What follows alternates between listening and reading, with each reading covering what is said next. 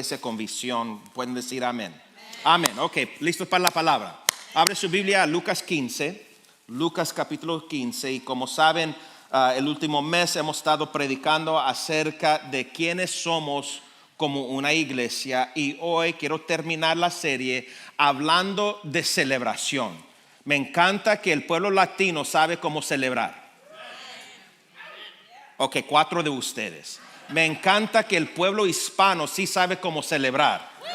Porque cuando celebramos inmediatamente sacamos la parrilla y se cocina birria, se cocina carne asada, pollo asado, todo lo que tú quieres con una salsita, tortillas recién hechas, que ya yo sé que ya no hacen eso, pero antes se hacía eso. Pero nos encanta celebrar y quiero hablar de la razón por la cual una iglesia tiene que aprender cómo celebrar las cosas que Dios está haciendo entre ella. Amén. ¿Por qué celebramos y por qué es la celebración uno de los valores fundamentales de nuestra iglesia? Pues se puede encontrar en el logo de la iglesia. Quiero que me pongan el logo ahí en la iglesia, ahí en la pantalla. El R, hermanos, que es para restauración, significa que esta iglesia es un lugar donde gente que ha fallado puede entrar para encontrar Cristo. ¿Sabe que hay muchas iglesias que gente que ha fallado tiene miedo de entrar por el juicio de los miembros de la iglesia? Pero aquí no juzgamos a nadie. Amén. Es la otra iglesia. Pero esta iglesia sí sabemos lo que es la restauración, hermanos. Representa un lugar donde los quebrantados, los dolidos, los perdidos pueden llegar a la iglesia para encontrar esperanza y alinearse con el propósito de Dios, regresar a su creación original de ser hijo de Dios. Están acá, iglesia.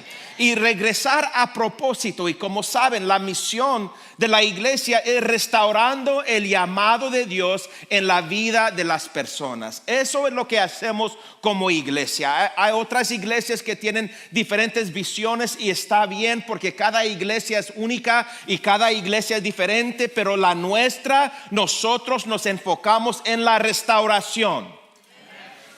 Están acá, iglesia, amén. Y nosotros celebramos cuando alguien es restaurado. Y quiero enseñar lo que significa esto a través de una parábola de Jesucristo, hermanos. Y muchas veces Jesús usaba parábolas para enseñar verdades espirituales. Ahora tal vez quieres hacer la pregunta, ¿qué es una parábola? Gracias por la pregunta para aquellos que quieren saber. Una parábola es una historia terrenal que da una verdad espiritual. Algo aquí de la tierra que la gente puede reconocer como un ejemplo para ilustrar algo que el Señor quiere hacer en sus vidas. Y muchas veces Jesús enseñaba con estas historias, hermanos. Y quiero que abren su Biblia a Lucas 15. Y quiero que vean conmigo la razón por la cual nosotros celebramos a través de una parábola muy conocida. Nosotros conocemos esta parábola como el hijo pródigo.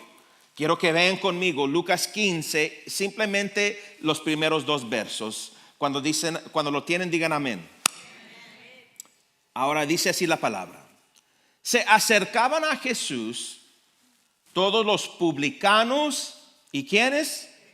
Y pecadores para oírle. Y mira 2.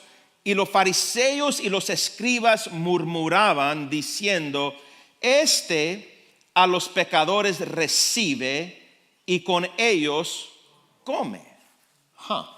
Se acercaban a Jesús todos los publicanos y pecadores para oírle. Y los fariseos y los escribas murmuraban diciendo, a los pecadores recibe y con ellos come. Ahora, para entender todo el capítulo, tenemos que entender lo que está pasando en estos 2 versos. Porque la razón que Jesús da la parábola es por verso 1 y verso 2. Tenemos que conocer el contexto. Él estaba en un lugar donde había muchos religiosos, muchos líderes de la iglesia, juntamente con pecadores y publicanos. Ahora, el problema es que en esos días era prohibido tener interacción personal con publicanos y con pecadores, porque eran tan malos como los leprosos, completamente rechazados de la comunidad. Y el problema aquí es que todo el mundo sabía que los publicanos y los pecadores no podían entrar en una sinagoga ni entrar en la casa de un judío, porque aunque eran judíos se consideraban como personas que traicionaban la religión y traicionaban a Dios. Y todo el mundo lo sabía. El problema, un gran problema, es que estaban o eran atraídos a Jesucristo. No a la sinagoga, no a los líderes, pero a Jesús. Como ellos sabían, los pecadores sabían que no podían acercarse a los líderes de la iglesia, no se podían acercar a la sinagoga, pero querían acercarse a Jesucristo. No podemos perder ese punto, que todavía aplica 2000 años después, que hay muchos aquí en el mundo que han tenido una mala experiencia con la religión y con los religiosos y no se quieren acercar a la iglesia, pero sí se quieren acercar a Jesucristo. ¿Y cómo podemos separar a Jesucristo de su iglesia? Ya no hay amenes aquí. Aquí tenemos un problema y Jesús quiere tratar con el problema. Y los líderes de la iglesia, los judíos, tenían un gran problema porque en su entrenamiento o formación religioso no había lugar para restauración para aquella gente que había traicionado a Dios, hermanos. Y cuando alguien se alejaba de pacto, eran traidores y no podía ser restaurados directamente al infierno. Como hoy en día a veces queremos mandar a personas al infierno. Siento los nervios en la casa este día. Y en Lucas 15, en este contexto, con estas personas en la iglesia, y me puedo imaginar, hermanos, que en un lado de la casa o donde estaban había los religiosos y al otro lado los pecadores, y no se podían mezclar. Y Cristo, viendo esto, se quiere aprovechar del momento, quiere tomar ventaja del momento. Y mira lo que dice en Lucas 15. Vamos a brincar al verso 11 hasta el 13. Mira, dice: también dijo: un hombre tenía 2 hijos, y el menor de ellos dijo a su padre: Padre, dame la parte de los bienes que me corresponde, y les repartió los bienes. No muchos días después, juntándolo todo, el hijo menor se fue lejos a una provincia apartada, y allí desperdició sus bienes viviendo, ¿cómo? Y esto no, en la parábola tenemos que entender que esto no pasó de la noche a la mañana. Este hijo lo tenía todo. Tenía las riquezas de su papá, tenía su propiedad, tenía autoridad bajo la cobertura de su papá. Pero el hijo menor, algo le entró, un pensamiento de cómo la vida podía ser sin estar bajo la cobertura de su padre. Porque muchas veces, escúchame muy bien, hermanos, muchas veces tenemos bendición pero no sentimos la bendición. Es cierto, Dios nos ha bendecido, pero estamos tan impuestos a tener cierta clase de bendición que ya no lo consideramos como bendición, lo consideramos como si lo merecemos. Y él está bajo la cobertura de su papá y le entra un pensamiento: hey, ¿sabes qué? Tus amigos lo tienen mejor fuera de la casa. Tus hermanos, tus amigos, tus compas, mejor allá. Mira, ellos están bebiendo alcohol, ellos están viviendo en los parties, tienen una vida buena. ¿Por qué no te apartas para ser parte de ellos. Y tal vez, hermanos, que el hijo también sintió que su padre lo estaba deteniendo. Tal vez sintió que su padre lo estaba frenando, que este papá no sabe lo que yo tengo para ofrecer, y porque yo todavía soy joven, él no me quiere usar en mejores posiciones de autoridad en su casa, así que tal vez me voy. Y me hace recordar lo que dijo Santiago, en Santiago capítulo 1, versos 14 y 15. Mira lo que dice: todo lo contrario, cada uno es tentado cuando sus propios malos deseos lo arrastran y seducen. Y mira 15: luego, cuando el deseo ha concebido, engendra el pecado, y el pecado, una vez que ha sido consumado, da a luz la muerte. Cada uno es tentado cuando sus propios malos deseos lo arrastran y seducen. Y cuando el deseo ha concebido, engendra el pecado, y el pecado, una vez que ha sido consumado, da a luz la muerte. Y vengo a entender que nadie simplemente decide ser rebelde. Lleva tiempo. La rebeldía no viene de la noche a la mañana, lleva tiempo, un proceso de pensamientos que no llevamos cautivo a la obediencia de Jesucristo.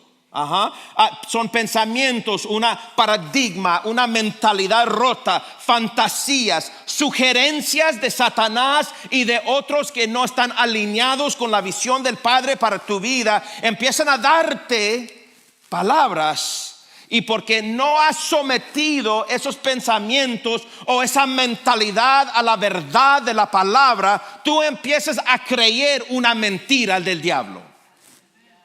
Vinieron para recibir este día. Porque nadie decide simplemente cometer adulterio de un día al otro. Empieza con una mirada en el trabajo. Empieza con ver algo en Facebook. Y empieza solamente con una imagen o una conversación, una sonrisa. El adulterio no sucede simplemente de un día al otro. Hay un proceso de pensamientos. Porque Santiago dice que todo empieza con un pensamiento. ¿Sí o no? ¿Están acá, iglesia?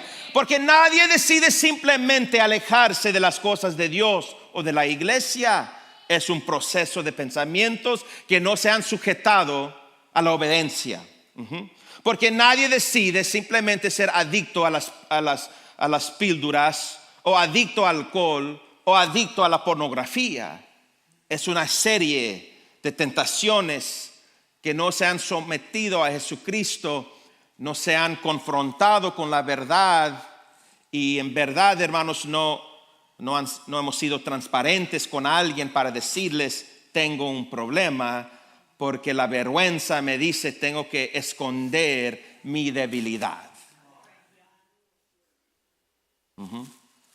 Luego tomamos decisiones que alteran la vida, basadas en sentimientos y pensamientos y no en la palabra de Dios. La verdad, hermanos, era que este hijo lo tenía todo, y bajo la cobertura de su padre estaba protegido y todas sus necesidades atendidas, pero en su mente no era suficiente. Llegó a tener ese pensamiento, y tal vez habló con sus amigos, y sus amigos le dijeron: tienes derecho ahí, tienes razón, ven con nosotros tal vez. Y fue con su papá y dijo: papá, dame a mí lo que me pertenece. Y el problema es que eso no se daba a los hijos hasta que el papá muriera. En verdad estaba diciendo a su papá: quiero que te mueres. Esta relación ya no lo quiero. Mejor que te mueres, porque quiero lo que me pertenece a mí. Y a él, porque había dos y era el menor, no era 50-50. para él iba a recibir una tercera parte y el hijo mayor 2/3 partes. So, dame lo que a mí me pertenece. Y otro problema en esta historia es que el papá no tenía este dinero en efectivo. Su riqueza era la propiedad. So, para poder dar sus bienes o el dinero al hijo, tenía que vender una tercera parte de su reino, de su propiedad. Y el papá no trató de convencer a su hijo que se quedara. El papá dijo, está bien, hizo el contrato con alguien, vendió la propiedad y dijo, aquí está tu dinero, hijo. Si te quieres ir de mi cobertura, no te puedo parar. Y sabe que si tú no quieres servir al Señor y tú te alejas de Él, Él no te va a parar. Porque nosotros no somos robots. Tenemos libre albedrío. Amén. Y si tú te quieres alejar de Dios, Él no te va a parar. El papá dijo, ¿sabes qué, hijo? No estoy de acuerdo con esto, pero es tuyo porque eres mi hijo. Y aquí está lo que te pertenece. Here's yours.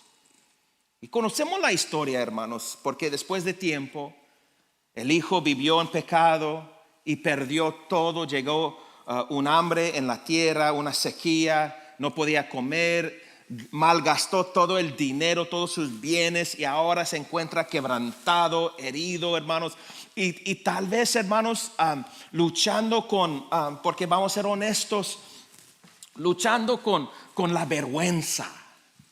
Porque ¿quién aquí que no ha pecado? El problema es que tú no quieres regresar. El problema es que la vergüenza te detiene. Es que tengo vergüenza porque ya sé mejor y tengo vergüenza. Y no solamente vergüenza, no quiero enfrentar el castigo. Y le fue tan mal a este niño, a este joven, que se encontró trabajando con alguien que era dueño de los marranos, los cerdos. Y ahora para nosotros tal vez no es un mal trabajo, para el latino porque hacemos tocino de ellos y ya. Y jamón. Una vez con las tortillas. Amén. Así. Pero para un judío, los cerdos son maldición. Representan demonios. Y ahora este muchacho que antes lo tenía todo, está trabajando con maldición. Está trabajando con demonios. Ni puede comer y él los está alimentando y tiene el deseo de comer con ellos. Y eso es lo que hace el pecado. Nos hace comer con los marranos. Y él tiene deseo, pero sabe que no. Pero me encanta, acuérdase usted, remember. ¿Quién está dando la parábola? Jesús, Jesucristo. Los publicanos, los religiosos acá, los pecadores publicanos acá. Y él está dando la historia a ambos. He's giving the story to both. Y dice que el muchacho volvió en sí. Porque yo estoy convencido de que cuando alguien se aleja de Dios, están bajo un espíritu de mentira que lo tiene ciego, que ha creído tanto la mentira del diablo que ahora se siente fuera de onda y no puede acercarse más a Dios. Pero un día dice la palabra de Dios que este niño volvió en sí. He came back to his senses. Regresó en sí a sus sentimientos, regresó y de repente él dice, hey, espérate un momento, acuérdate de quién tú eres y mejor dicho, acuérdate de tu papá, quién es él. Ahora, perdió todo el muchacho y Jesús dando la historia. Y me imagino que los fariseos, los líderes, se estaban gozando con la historia. Amén. Cierto, Jesús. Dejaron relación con el Padre. y ahora merecen el infierno con los cerdos. Porque queremos mandar a todo mundo al infierno cuando se alejan de Dios. No lo vamos a admitir, pero tenemos la mentalidad que dice, lo merecen. Ya no van a la iglesia, lo merecen. Como si la iglesia representa salvación.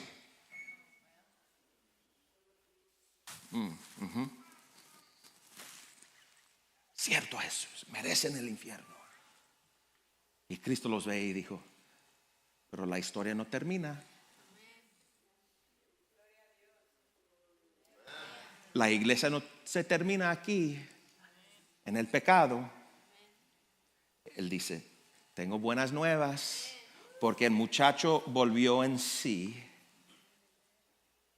y dijo, tal vez, porque mira, dijo, aún los esclavos en la casa de mi papá los tienen mejor. Ellos comen, tienen pan, tienen techo, tienen ropa, tienen todo. Tal vez, y quiero que vean la mentalidad del muchacho, porque muchas veces es la misma mentalidad que nosotros tenemos. Tal vez puedo regresar como esclavo porque renuncié a ser hijo. Regreso como esclavo porque ya no tengo el derecho de ser hijo, porque me dio mi herencia, me lo dio. Y lo malgasté y no tengo nada ahora para ofrecerle. Y sabe usted, hermano, eso es lo que Cristo quiere. Porque tú no puedes ofrecerle a nadie, nada. No tenemos nada. La salvación no se basa en lo que nosotros podemos llevarle a Él. Se basa en lo que Él hizo en la cruz por nosotros. Están acá, iglesia. Y el muchacho llega y dice, yo vuelvo para atrás. Yo vuelvo para atrás. Y mira el verso 20. Dice, y levantándose vino a su padre, y cuando aún estaba lejos lo vio su padre, y fue movido a misericordia, y corrió y se echó sobre su cuello y le besó. Y él regresó, el muchacho regresó a su papá con su cabeza agachado, hermanos, agachado, nomás viendo el piso y la tierra, y tal vez ensayando o practicando su respuesta a su papá. Perdóname, papi, perdóname, yo sé que hice un desastre ser tu hijo, pero papá, por favor, nomás quiero ser esclavo, porque lo tengo mejor como esclavo en tu casa que como persona libre en el mundo. Quiero regresar. Y el papá, dice la palabra, corrió hacia él, que nos hace entender que el papá lo estaba esperando, que el papá estaba a la puerta de la ciudad esperando que un día iba a regresar su hijo. No se dio no se venció en eso, y dijo, un día va a regresar mi hijo, un día mi hija va a regresar. Y mientras que todavía estaba lejos, el papá corrió hacia él, movido con misericordia. Y tal vez nosotros entendemos eso porque hemos tenido una experiencia, pero una vez más, en la cultura de los judíos, un papá nunca hacía eso. Nunca. Pero en esta parábola el papá rompe las reglas, porque un padre nunca corre hacia su hijo, el hijo siempre corre a su padre. Pero esto fue reverso. En verdad, creo que los que compusieron la Biblia hicieron un error aquí, porque esto no debe ser la historia del hijo pródigo. El título debe ser el papá misericordioso.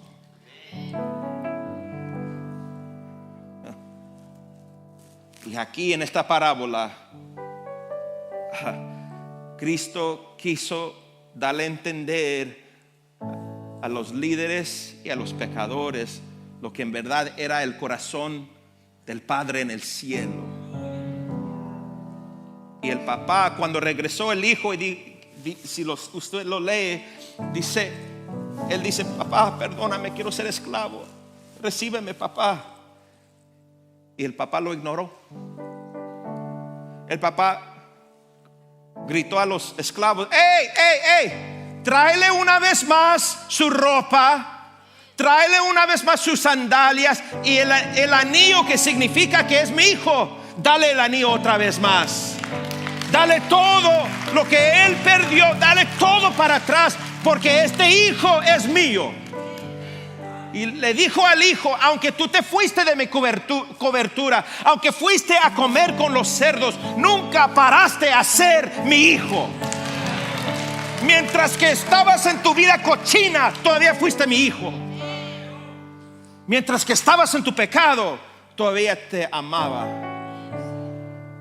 Wow, qué cambio de mentalidad está dando Jesús aquí a la iglesia.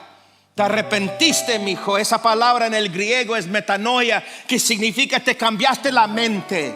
El perdón o el arrepentimiento no es I'm sorry, es un cambio de mentalidad. Yo iba de esta dirección, ahora me cambio la dirección a buscar a Dios. Y hermanos, yo vengo para decirles que es cierto, en la iglesia celebramos porque el gozo del Señor es nuestra fortaleza, amén. Y es cierto que celebramos porque en la presencia de Dios hay plenitud de gozo. Y celebramos porque Él ha cambiado mi lamento en danza. Pero también celebramos cuando alguien estaba muerto y acepta a Cristo como Salvador. Esto es celebración. Cuando alguien es restaurado, ese acto de restauración es digno de alabanza y digno de celebración. Celebramos cuando alguien levanta la mano para aceptar a Cristo. Celebramos cuando un matrimonio roto es restaurado. Celebramos cuando alguien vence la adicción. Celebramos cuando alguien regresa a la membresía de la iglesia, porque la celebración es el corazón del Padre y va en contra nuestra naturaleza. Va en contra nuestra. Y los religiosos de esta casa no están conmigo esta mañana con este mensaje, porque queremos castigar a la iglesia. Queremos castigar a las personas que se alejan de Dios. Nosotros estamos viendo un documentary de el mafioso John Gotti de Nueva York, que él mataba a los que se iban de su pandilla. Muchas veces la iglesia es así. Cuando uno se va de la iglesia, los queremos brincar. Wanna jump up. Y de vez en cuando tenemos que hacerlo, pero eso no es normal. El corazón del Padre, mis queridos hermanos, es restauración. Pero esto va en contra de nuestra naturaleza, porque nuestra naturaleza quiere castigo. La naturaleza quiere que alguien se sienta avergonzado por su pecado, porque valoriza nuestra autojusticia. Pero la naturaleza del Padre es la redención y la restauración, y Él nunca te avergüence. Nunca. The Father never shames you. Ahora es cierto, hermanos, y tengo que terminar, y es cierto que para ser restaurado el padre o el hijo tenía que recibir misericordia de su papá, pero de todos modos tenía que enfrentar los demás en la casa. Tenía que enfrentar las consecuencias de que había perdido confianza con algunos dentro de la casa. Pero mientras que el padre lo tenía cubierto, estaba bien. Es una parte de restauración que a nosotros no nos gusta, porque cuando yo quiebro una relación para que se restaura, tengo que enfrentarme tal vez con el error que hice en esa amistad. Tengo que enfrentar muchas veces. Ahora we have to understand something. Tenemos que entender algo. El hijo no pudo ser restaurado en el campo de otro papá. Tenía que regresar a casa para ser restaurado. No podía ser restaurado en la casa de otra persona. Tenía que ser restaurado en su casa. Y para que una iglesia sea una iglesia de restauración, personas tienen que ser recibidos una vez más. y pasar por un proceso. Pero yo fui criado en la iglesia de que cuando alguien cae en pecado, lo tenemos que echar fuera de la iglesia por unos meses. Decíamos que era disciplina, pero disciplina es acercar a una persona, no echar fuera a una persona. Eso es castigo. Pero el latino nos encanta el castigo. La disciplina es: eres mi hijo, tienes que acercarte a mí, porque tienes que aprender de mí. Cuando una persona caía en pecado, no podía tomar la Santa Cena. Where did we get that from? ¿De dónde salió eso? Pues pastores que cayeron en pecado. Ajá. ¿Y tú no tienes pecado? A ver, levanta la mano si eres puro y santo como Cristo. Nadie. Pero tú puedes tomar Santa Cena. Cristo vino para romper paradigmas religiosas. Y me imagino que los religiosos estaban enojados. I gotta finish. Y Cristo no terminó con ellos. Ya para terminar otra vez por la tercera vez. Mira, porque dice la palabra de Dios que mientras que estaban comiendo, porque el papá dijo: tiempo de celebración, tiempo de carne asada. Dijo: búscame el becerro gordo. No digan amén, becerros gordos, amén. Y matad el becerro gordo, el gordo, amén, gloria a Dios. Y porque vamos a tener fiesta, porque este hijo mío era muerto pero ha revivido, estaba perdido pero encontrado otra vez más. Es razón para celebrar. Y algunos están aplaudiendo, gloria a Dios, pero otros no. Porque empezaron a danzar. Y yo sé que en la iglesia no nos gusta danzar, pero por alguna razón tú puedes danzar en tu casa, pero no en la casa de Dios. Yo no entiendo eso. Empezaron a danzar. Y el hijo mayor, que eran los religiosos, cuando estaba en el campo trabajando, llegando a casa, escuchó música.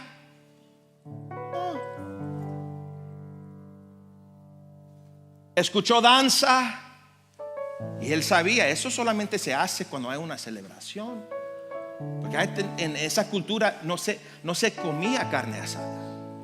Era muy raro.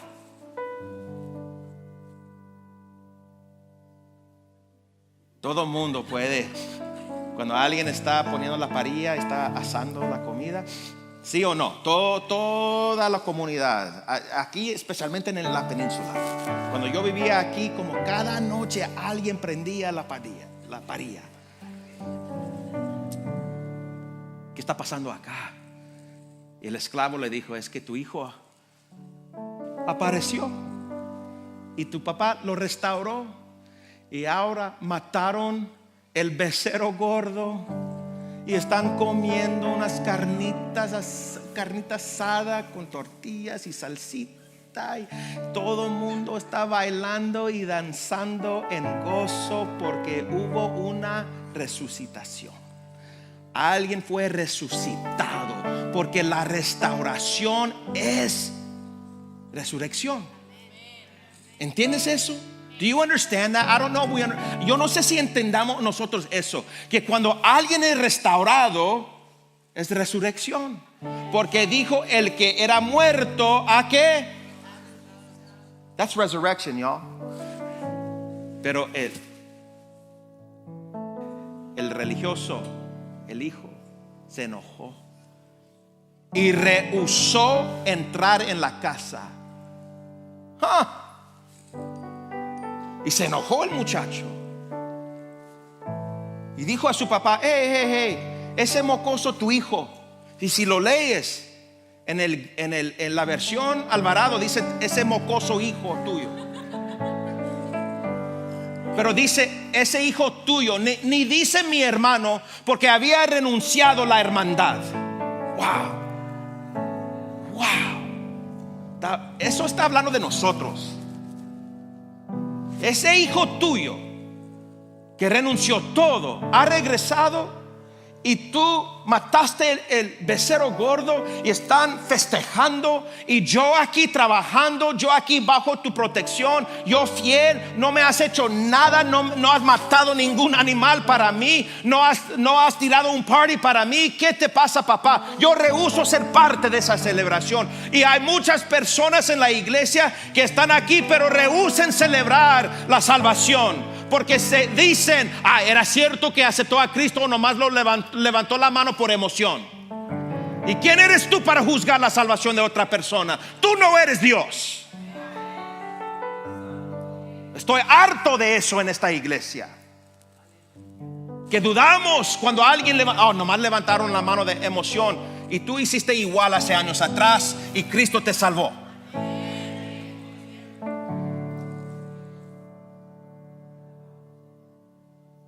Las asambleas de Dios se conoce por este hermano mayor. Y yo no quiero una iglesia con hermanos mayores. Yo quiero los problemas de los menores, en verdad.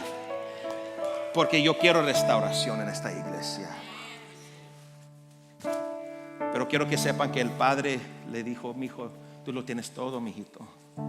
Todo es tuyo. Tú vas a recibir todo lo que te pertenece. Yo te amo también, mi hijo.